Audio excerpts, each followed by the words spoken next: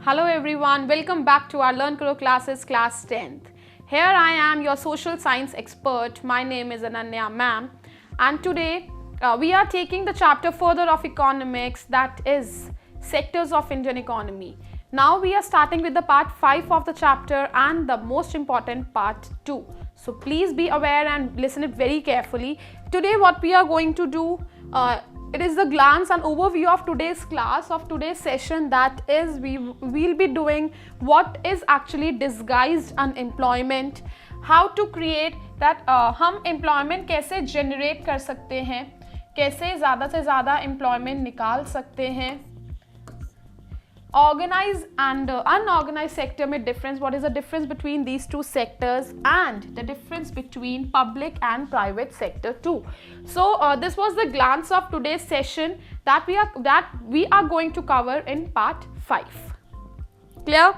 So first of all we'll be taking this is बच्चा ये चीज़ important है, mark it कि actually मीनिंग क्या है, what is the meaning of this term disguised unemployment. क्या होता है ये डिसगाइज्ड अनएम्प्लॉयमेंट?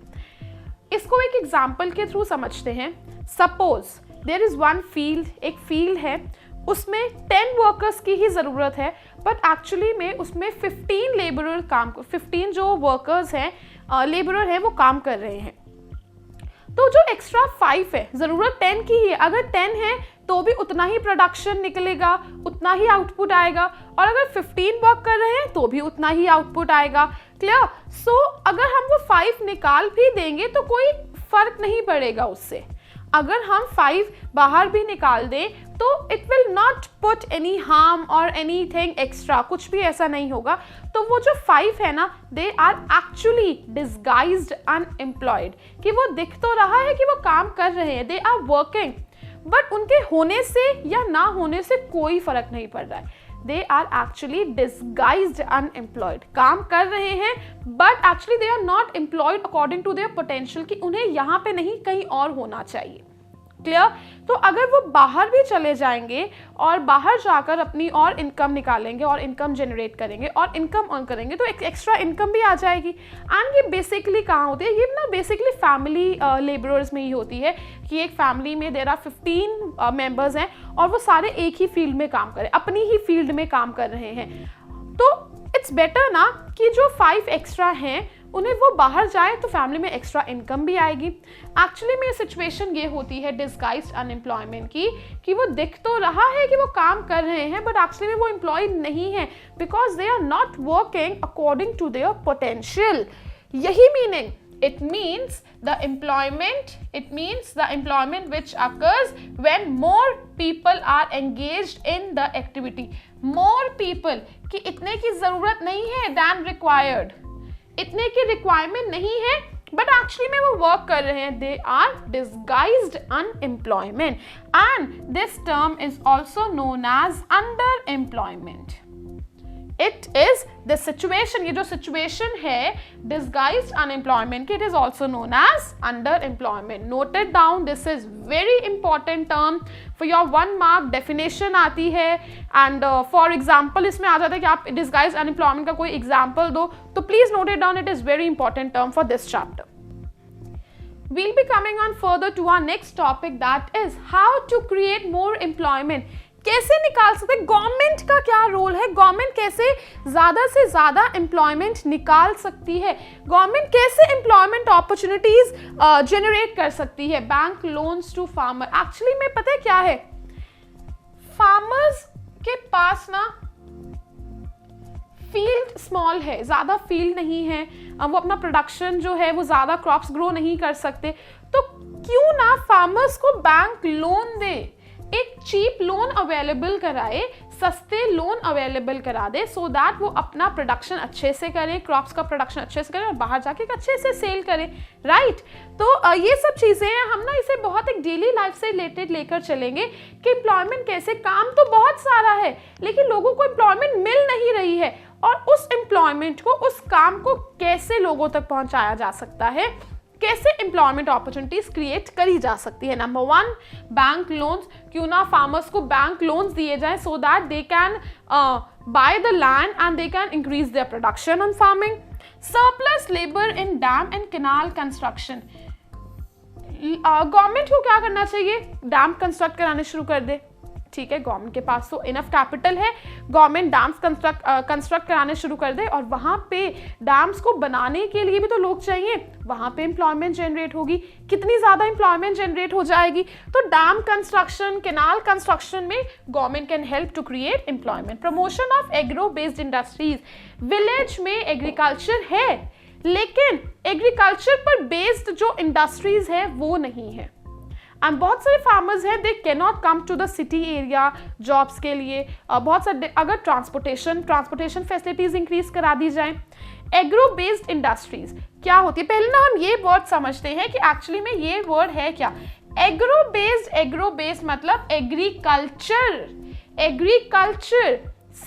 एग्रीकल्चर पर जो इंडस्ट्रीज बेस्ड है। For example sugar industry, sugar cane grow होगा तभी तो शुगर इंडस्ट्री, शुगर मिल्स जो है वो इंक्रीज होंगी ना, वो उनका काम चलेगा। तो यही सब चीजें हैं कि क्यों ना विलेज में एग्रो बेस्ड इंडस्ट्रीज ओपन कराई जाए सो दैट वहां पर एम्प्लॉयमेंट जनरेट हो। ये भी एक वे है, एक तरीका है एम्प्लॉयमेंट जनरेट करने का। अब ठीक है, शुगर इंडस्ट्री सेटअप हो गई, अब शुगर को सिटी तक लाने के लिए ट्रांसपोर्टेशन चाहिए। अब वो ट्रांसपोर्टेशन चलाएगा कौन, उसके लिए भी एम्प्लॉयमेंट जनरेट होगी। Transportation facilities and marketing facilities who would create employment. So ये ना डेली सिनेरियो है, हम डेली बेसिस पे लेके चलते हैं। एक इंडस्ट्री सेटअप पहले होगी, कंस्ट्रक्शन होगा, वहां पे भी एम्प्लॉयमेंट जनरेट होगी। उसके बाद कंस्ट्रक्शन हो गया, एम्प्लॉयमेंट बन गई इंडस्ट्री। अब उस इंडस्ट्री में मशीनरी रन करने के लिए तो उसके लिए भी एम्प्लॉयमेंट जनरेट होगी। वी कैन से दैट वहां पे क्लीनिंग करने के लिए वो भी एम्प्लॉयमेंट जनरेट करेगा।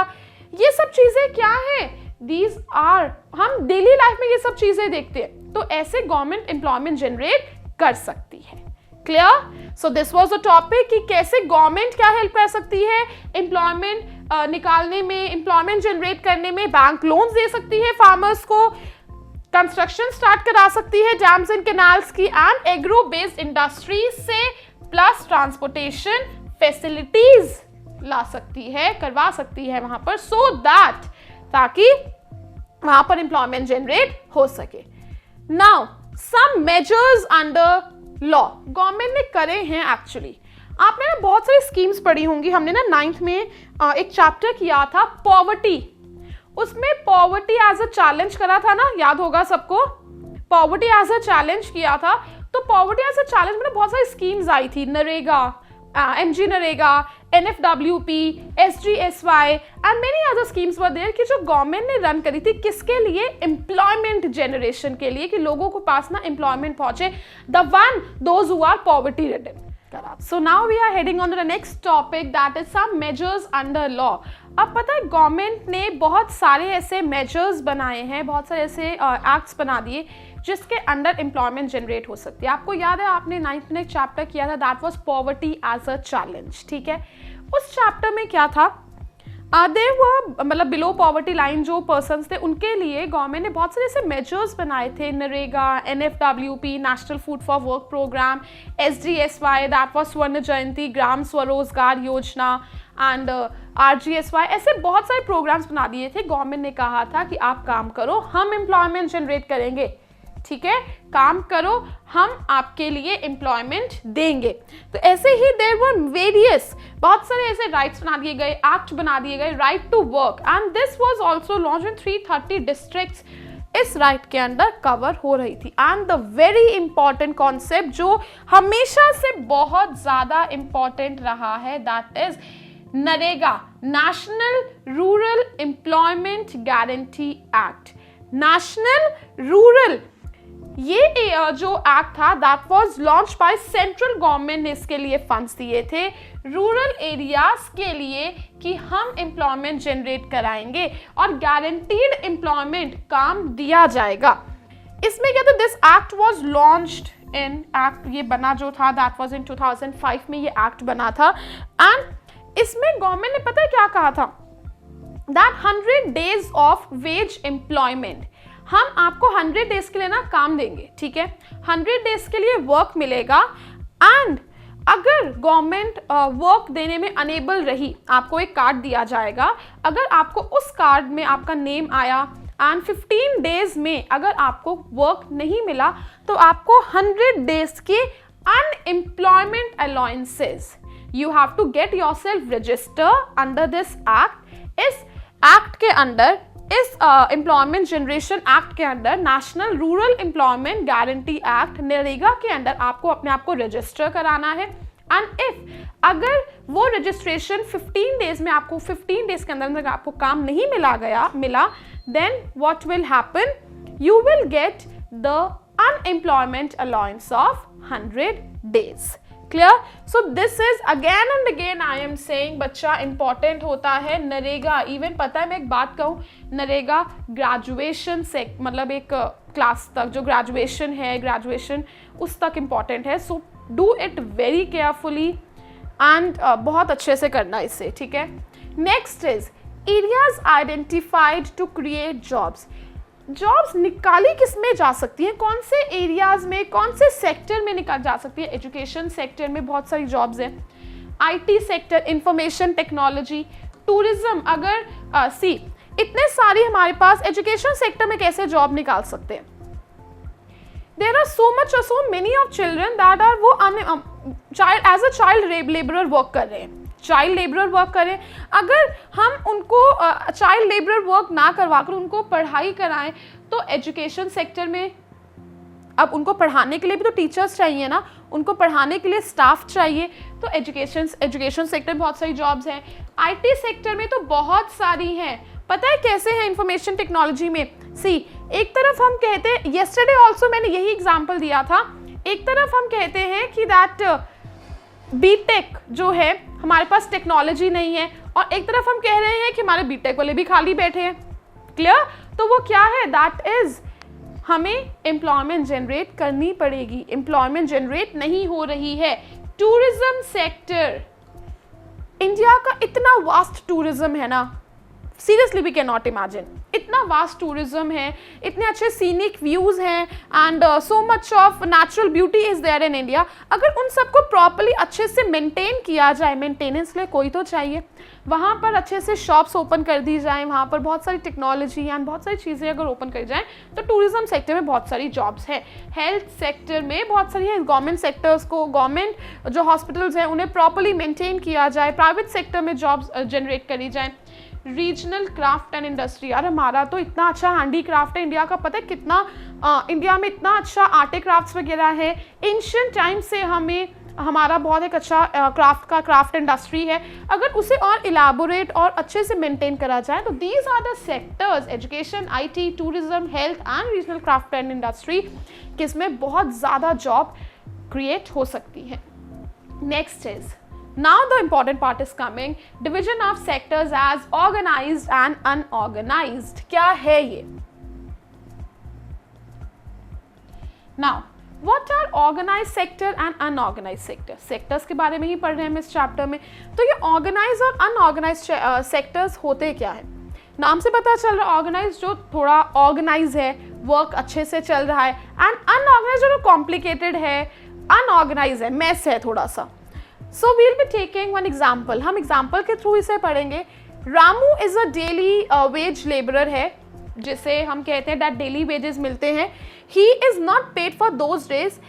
और daily wage laborer कौन होता है कि किसी दिन उसे काम मिल गया, किसी दिन नहीं मिला, तो वो डेली जितना काम करा उसे दिन में eight the end of the day उसे उतने ही वेजेस मिल जाएंगे। He is not paid for those days, और उसे उस दिन के पैसे नहीं मिलते जिस दिन वो काम नहीं कर रहा है। दिस सेटअप इज रेफर्ड, ये अनऑर्गेनाइज ही तो है कि उसे उस दिन के डेज के वेजेस नहीं मिल रही हैं जिस दिन उसने काम नहीं करा, तो इट इज अनऑर्गेनाइज। ये एक अनऑर्गेनाइज का एग्जांपल है। Sita and Gita work in office though they won't work in weekends. Saturday Sunday का ऑफ रहता है, दे वर्क इन ऑफिस, लेकिन उन्हें सैटरडे और संडेज की पेमेंट्स फुल मंथ की मिल रही हैं, but they are paid for it. This setup is referred as, इसे ऑर्गेनाइज सेक्टर कहा जाता है। वाई ऑर्गेनाइज सेक्टर क्यों कहा जाता है? Because actually it is organise कि हाँ फुल मंथ की पेमेंट्स मिलनी है, सैलरीज मिलनी है। The Saturdays and Sundays are not deducted, ऐसा नहीं है कि सैटरडे संडे को डिडक्ट कर दिया जाएगा। तो ये होता है ऑर्गेनाइज सेक्टर में। Now very very important, distinguish, let's compare, हम इसे कंपेयर करते हैं। ऑर्गेनाइज सेक्टर क्या है और अनऑर्गेनाइज सेक्टर क्या है? ऑर्गेनाइज सेक्टर क्या है? They are registered under the government, and unorganise sector they are largely outside, इसमें गवर्नमेंट का कोई रोल नहीं होता। अच्छा see from the first slide हम एक एग्जाम्पल लेते हैं, ठीक है? दिस इज एग्जाम्पल, ये एक ट्रॉली है जिसमें वी कैन से मॉल्स वगैरह में होती है, एंड दिस इज एक वेजिटेबल वेंडर है जो डेली वेजेस, डेली बेसिस पे काम करता है, डेली एक रेगुलर वर्क नहीं है, जिस दिन आएगा उस दिन उसकी सेल होगी and he will get the amount. तो ये अनऑर्गेनाइज सेक्टर है, क्लियर? तो ये जो वेंडर है this is an unorganise sector कि जिस दिन वो वर्क करेंगे, वो अपनी वेजिटेबल सेल करने के लिए आएगा, उसी दिन ही उसे वर्क मिले, उसी दिन ही उसे वेजेस, अपनी जो पेमेंट्स हैं वो मिलेंगे, otherwise no. And this is in malls. Malls में क्या है कि एक ऑर्गेनाइज वर्क है, plus they are registered under the government, कि रजिस्टर तो कराना पड़ता है ना मॉल्स वगैरह को, चाहे वो प्राइवेट सेक्टर के हैं, बट स्टिल एक अमाउंट, एक शेयर होता है गवर्नमेंट का, because it is contributing in national development, national income में आ रहा है, क्लियर? सो ये ऑर्गेनाइज सेक्टर में आएगा। एंड वीकेंड्स जो हैं, जो वहाँ पे एम्प्लॉयज़ होते हैं, उनको वीकेंड्स की भी वेजेस, जो उनकी सैलरीज हैं, वो प्रॉपरली दी जाती हैं, clear? So now we can see, हमें अच्छे से पता चल गया कि ऑर्गेनाइज कौन सा है और अनऑर्गेनाइज कौन सा है। और अब इनके ना कंपैरिजन करते हैं। जो ऑर्गेनाइज्ड है, they are registered under the government, it is not registered.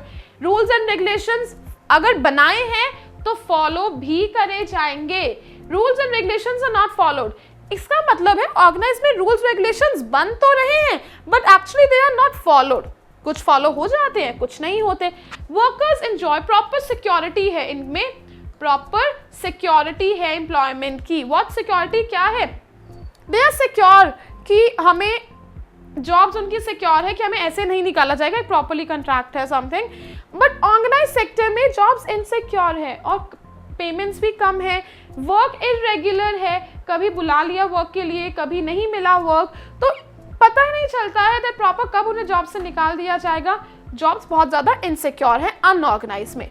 Numbers of working hours are fixed. Organise में वर्किंग आवर्स फिक्स है कि इतना ही काम करना है, इतना particular duration of time is there. But unorganise में working hours are not fixed, जितना मर्जी काम करवाया जा सकता है। Workers get several benefits such as paid leaves मिलती हैं, पेमेंट ड्यूरिंग हॉलीडेज, इतने सारे फेस्टिवल्स आ जाते हैं बीच में, क्या उनकी भी डिडक्शन होती है? No, payment during holidays and provident fund वगैरह की जैसे टैक्सेस वगैरह जो होते हैं, प्लस उनके फंड्स जो डिडक्शन होता है, but at the end of your job और end of the particular year आपको वो फंड्स मिल जाते हैं। दे डोंट हैव बेनिफिट, इसमें तो बेनिफिट्स ही नहीं है। अनऑर्गेनाइज है, कोई ऑर्गेनाइजेशन नहीं है, कुछ भी नहीं करा हुआ, कोई रूल्स एंड रेगुलेशंस नहीं है, that is unorganise, totally unorganise sector is known as, clear?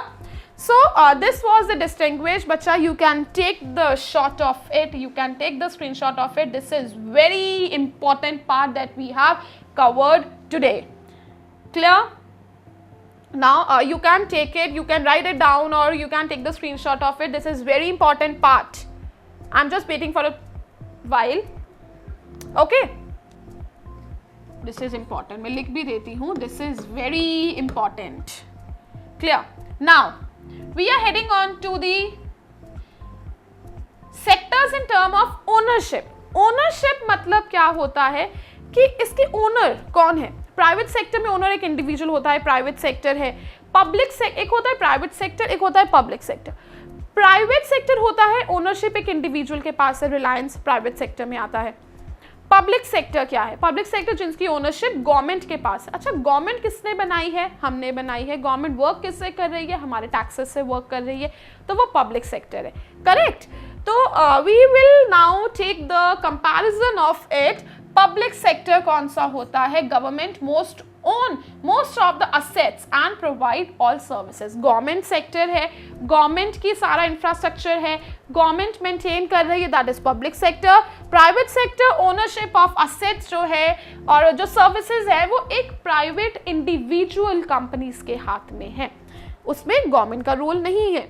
Now we are heading on to the next comparison of the sectors in terms of ownership, कि सेक्टर्स को ओनरशिप कि किसके पास उनकी उस sector की ownership है, किसके पास वो वर्क की ओनरशिप है, इसको हम कंपैरिजन में लाएंगे. That is public sector and private sector. Public sector basically government sector है जिसमें ओनरशिप जो है वो गवर्नमेंट के पास है, और पब्लिक सेक्टर में बेसिकली जो ओनरशिप है वो किसके पास होती है, इंडिविजुअल्स के पास होती है, प्राइवेट इंडिविजुअल्स के पास होती है.